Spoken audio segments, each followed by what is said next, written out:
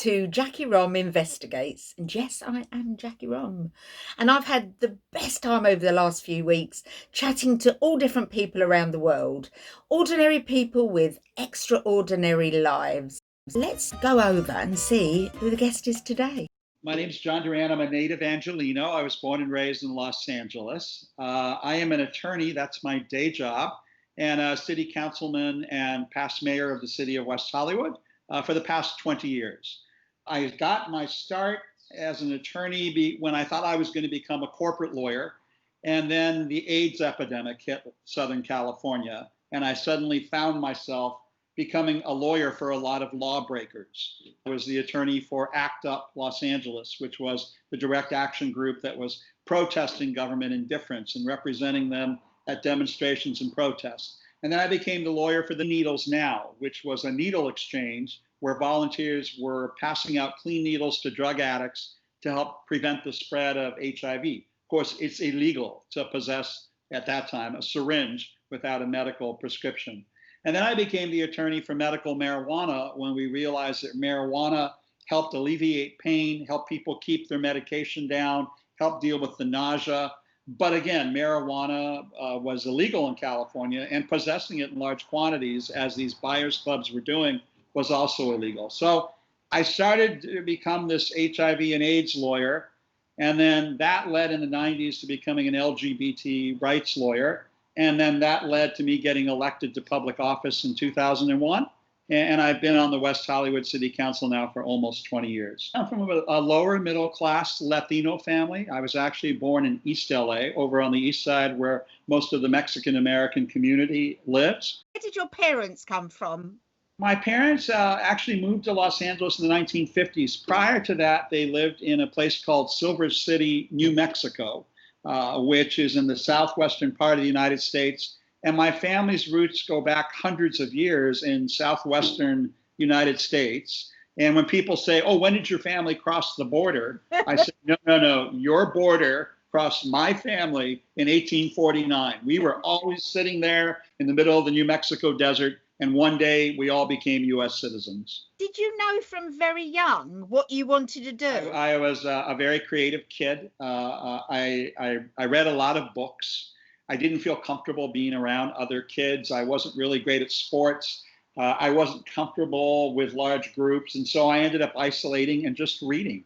And my entire world was contained in these books that I would buy 10 or 15 a month from a local book club. And I would read and read and read, and I created all these fantasy worlds. And I think that's something that a lot of people who feel different end up isolating and creating their own universes and worlds. And that's what I did. I was in Catholic school for 12 years. I have 2 little brothers and a little sister. And while they all seem to be doing just fine at getting along with others, I was mostly content with being by myself. At what point did you then decide, I want to go into law? I graduated from Cal State Long Beach with a degree in business, and I had a business degree. And then I thought, okay, maybe I need to get an MBA now and go for higher education. And I thought, well, everyone's going to get an MBA. I'll get a JD. And a JD is a Juris Doctorate. It's a law degree. Right. And I decided I would become a business lawyer, and that would be my higher education and getting a doctorate. And as I was graduating from law school, about the same time that happened, HIV hit Southern California. And I suddenly discovered so many of my friends getting very sick and starting to die terrible deaths with horrific diseases. And I was a brand new, graduated law student taking the California bar and trying to find lawyers who would do the work that was needed. Back then, people were being fired because they were HIV positive, kicked out of their apartments, denied medical care. Restaurants wouldn't serve them. Doctors wouldn't treat them. Morticians wouldn't bury their bodies. There were all these terrible legal issues that were going on. And I kept thinking, well, there's got to be some lawyers doing this work. And I discovered, no. The large law firms refused to handle cases for people with AIDS. And the smaller law firms didn't see any market in, doing those sort of services for people who were sick and dying. So I found 3 other young lawyers like myself. We all passed the bar that year. a lawyer from San Francisco named Joe Lokvam, a lawyer from Canada named Bruce Robertson, and a lawyer from New York named Tom Kendricks. And the four of us, we were all in our 20s, and we formed a small law firm to do the work of HIV and AIDS in Southern California. Sadly, both Bruce and Tom passed away in the epidemic, but Joel and I are still here. It sounds like a film. I've actually been writing something. Funny you should say that, because what happened then over the next 30 years, it sometimes seems surreal. You know, one day I'm having dinner in the White House with the President of the United States, and then the next day I'm getting arrested in front of the White House with another President of the United States. And so all of this trauma around this social revolution that was happening around HIV and AIDS and LGBT rights, I just found myself in the right place at the right time. And I thank God above that I did not become a corporate lawyer. I think I would have been vastly unhappy worrying about bottom lines and profit margins. Instead, I got to do work that was meaningful and made a difference. So I've started writing it down. And I think that's important, especially in today's world. Yeah, no, so true. I actually put together a Zoom call earlier this week with 7 of us that were in the trenches during the last epidemic in the 80s. Dr. Michael Gottlieb, who's one of the co-discoverers of the HIV virus, he was the first physician to put all the pieces of the puzzle together in 1981 and figured out that there was a new virus among us. He's become a very dear friend. A lawyer named Diane Abbitt, and she became the first chair of AIDS Project Los Angeles. A rabbi named Denis Egar, who was a clergy member who was, dealing with all the death and dying within not only her congregation, her synagogue, but also all around the community. David Kessler, who was a nurse and created progressive nursing because back then nurses wouldn't treat HIV patients. So he had to go out and find nurses that were willing to get into the middle of the epidemic. A journalist named Karen Oakham, and an African-American activist named Phil Wilson, who created the Black AIDS Institute here in Los Angeles. And the 7 of us have all known each other almost 40 years, and we decided to get together and talk about our experiences and what happened in the 80s and 90s and why it's valuable information for people today.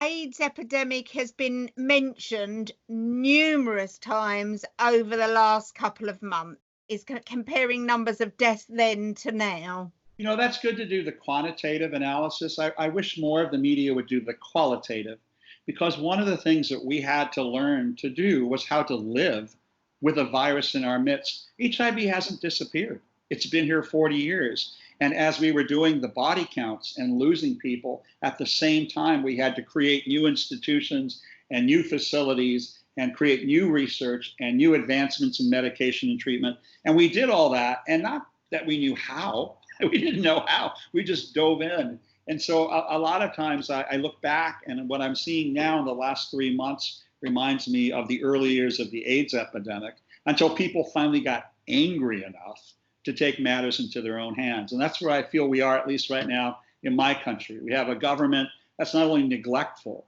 but willfully ignorant and reckless with the lives of people. We're now at 100,000 deaths, more than anywhere else in the world. And it's all out of indifference and neglect. And this is the exact same scenario we saw in the early days of the AIDS epidemic. It's a repeat. It is a repeat. Isn't it sad? Because you think people should learn. Yeah, and I think part of it too is, at least here in the United States, we lost 500,000 people to AIDS in the 80s and 90s, many of them gay men. But a lot of the people who survived that period of time, I think, are walking around with some PTSD. It was not normal for young 20-year-olds to lose their entire circle of friends. That's something that people experience in times of war. I think about the bombing of London and what people in London must have felt like during World War II and how they survived that and came through it. And that's what I feel of the survivors of the last epidemic, kind of the walking wounded. How have you survived? I'm pretty open about this, but I bottomed out as an alcoholic and a drug addict in the mid-90s. I was self-medicating with alcohol and drugs for a long period of time. That's, I think, the way a 20-year-old thinks about how to manage problems. Let me just get stoned or high, right? Yep. And it ended up, in a very bad spot. And I had to walk into a 12-step meeting, in the middle of the 90s, and I've been there ever since. And even though I had a lot of religious training in my 12 years of Catholic school, I hadn't thought much about spirituality or about those notions, those virtues around spirituality. And I found that in my 12-step meetings. And that's helped ground me a great deal through the work I did around HIV/AIDS, LGBT rights, and even today as an elected official here in Los Angeles. You work still in law? I'm a criminal defense lawyer now. How exciting. Now I'm talking your language, I know. Yes. So are courts closed at the moment? Yes. All the courts are closed, and they're really not operating other than emergency situations. And we're going to have an incredible backlog of cases whenever the courts reopen. But for now, because of social distancing, most government buildings are still closed. I'm a city councillor, and there are 5 of us on the city council, and we have a rotating mayor system. So each of us takes his or her turn being mayor once a year. I've been on the council coming up on 20 years, and I've served as the mayor of West Hollywood 4 separate times. If I get reelected later this year, then I'll be mayor for a 5th time. And then after the next term, that's it. Okay. So 23 years is long enough. In England, a mayor, there's no powers. He just cuts ribbon and raises money. A mayor does nothing else. So what the duties of a mayor in America, because they're very different from here. The larger cities that have what's called a city charter, like the city of Los Angeles, the people elect the mayor directly. And the mayor has actually some extraordinary powers to veto budget, to make appointments, to make executive orders without the legislative body or the city council. And do you have a LA Pride? This is the 50-year anniversary of Pride, city of West Hollywood, right? In 1969, the Stonewall riots happened in New York City. Strangely, we had riots here in Los Angeles in '67, 2 years before that at the Black Cat Tavern. But that didn't make the national news like the New York riots. But, I always attribute the Black Cat Tavern as being the beginning of the movement rather than Stonewall in '69. But a year later in 1970, the Reverend Troy Perry, Morris Kite, and others decided to have a parade in order to commemorate what happened in New York on Christopher Street. And so they created something called Christopher Street West, which happened only 1 year on Hollywood Boulevard in 1970. The LAPD harassed the people in the parade. The city government attempted to not let the parade go forth. They had to be taken to court. It was a complete hassle. So the year after that, '71, it came to West Hollywood, my city, and it's been here ever since. So every year we have a parade and a festival, and normally we get 300,000 people to show up for that. So it's an extraordinary event in our city. Not happening this year. So it's all going to be online, and we're doing a lot of talking heads and art pieces and other cultural events online for people to participate. But we hope to be back on the streets next year. I guess it all depends on the COVID virus. So have you got any goals and things that you haven't done that you want to do? I think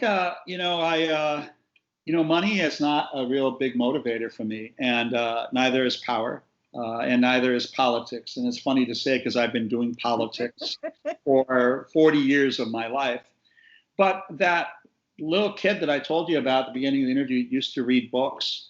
I used to write plays, and I'd get the neighborhood kids to audition, and I'm like 10 years old, and we create pieces of art, and I charge a nickel for people to come watch our show and sell them lemonade, and I liked doing that. But I stopped doing that because I thought it was an identifier that called me out for being gay. And then I was subjected to bullying and harassment. And so all the creative sides of me, I shut them down to protect myself from violence. And I think a lot of LGBT people do that. We create the closets that we shelter in, and we try to do away with any of the things that make us unique. So part of coming out for me, and I think for countless others, has been about reclaiming that which came so naturally to us as children. And what came naturally to me was being creative and writing fantastic stories. And so I'm working on a couple of projects right now, one about the history of the LGBT movement in Los Angeles and the AIDS epidemic and why it's relative to COVID. And the other is I'm working with a fellow on the House of Usher, Edgar Allan Poe's The House of Usher, Fall of the House of Usher, redoing it in musical format for a Halloween tale for high school kids in Los Angeles to, enjoy the work of Edgar Allan Poe, because young people, they don't get the classics anymore. They get everything on, the internet or by tweet or Instagram or selfie, and they're missing out on Edgar Allan Poe and Lewis Carroll and all the great classics, and it's a shame. So Yeah. I'm going to spend my time bringing that back to life. Brilliant. I'm a drama teacher, Oh, so great. I agree. Classics are very, very important. How old were you when you came out publicly? 18. It was very hard. Here in the state of California, it was criminal to be gay or lesbian up until the year 1975. So I turned 18 in 1978. It was just a few years after that. I knew I was having these homosexual feelings, and I thought, oh my God, I've got to get away from the city. It's Los Angeles is corrupting me. That's what it is. I need to go somewhere decent and healthy and wholesome where I can save my immortal soul. I'm going to go work at Disneyland, because all the kids there seem to be so clean cut and all wholesome. And I went and I got a job there working at Disneyland. I did not realize I had just thrown myself into the hotbed of homosexuality, because all the people who worked there were also gay and lesbian. And so I ended up finding my tribe of people, and I did save my soul at Disneyland, just not the way I intended. Brilliant. Parents, were they supportive? Yes, my mother has passed now. She passed a few years ago, but obviously being very, Catholic and very Latino, they had learned a lot of things about homosexuality from the church. And so when I first told my mother, it was awkward. And she said, don't tell your dad, because my dad is a retired United States Marine and very conservative, a Korean War veteran. And she said she would tell him, and she kind of fumbled it. She didn't do it very well. But they started to meet my friends, and a lot of their ideas about gay men and lesbians were suddenly called into question, because it wasn't like they suspected at all. And she ended up becoming a founding member of PFLAG, Parents and Friends of Lesbians and Gays in East Los Angeles.